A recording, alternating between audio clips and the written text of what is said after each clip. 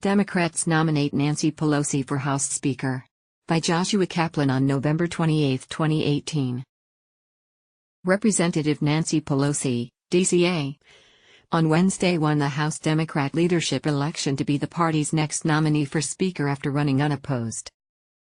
Ahead of the vote, Pelosi delivered remarks flanked by allies Reps. Adam Schiff, DCA, Eric Swalwell, DCA, and John Lewis, DGA, saying, "It is so inspiring to hear my colleagues place my name in nomination once again for Speaker of the House."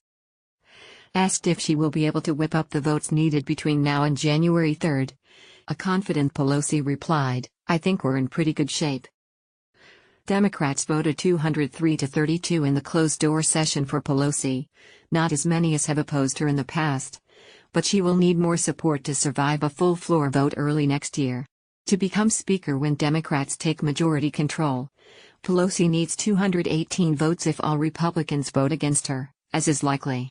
Pelosi could also win with fewer votes if some lawmakers are absent or vote present.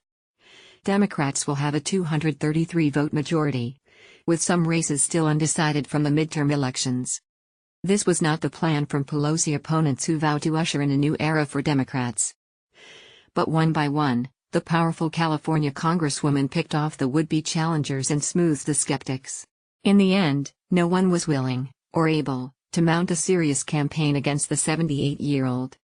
"You can't beat someone with no one," said Rep.-elect Johanna Hayes, DCT, who explained in a statement that she came to Washington eager to hear from colleagues and hopeful that many candidates would step up to the plate. As Breitbart News' Matthew Boyle reported, Pelosi quelled opposition from several Democrats who called for new party leadership. Pelosi crushed an inter-Democrat revolt against her bid to retake the Speaker's gavel next year led by Representative Marcia Fudge.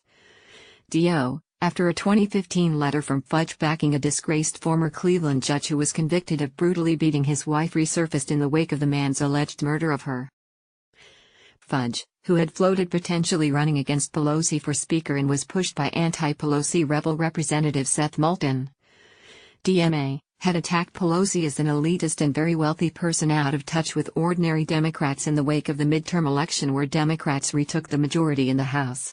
9 Democrats of the Problem Solvers Caucus, made up of 49 moderate Democrats and Republicans, announced they would support Pelosi after the nominee agreed to proposed procedural rule changes. "It's a done deal," an aide told The Hill.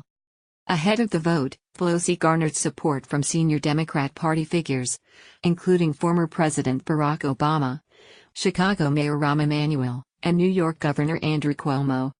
In an interview with David Axelrod's The Axe-Files podcast, the former president lauded the Speaker nominee, saying, "I think Nancy Pelosi, when the history is written, will go down as one of the most effective legislative leaders that this country's ever seen."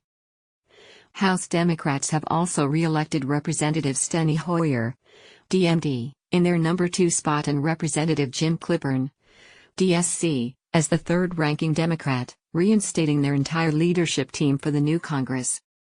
Hoyer is set to become majority leader, while Clyburn will become the whip. They both ran unopposed despite the desire among some Democrats for new leadership.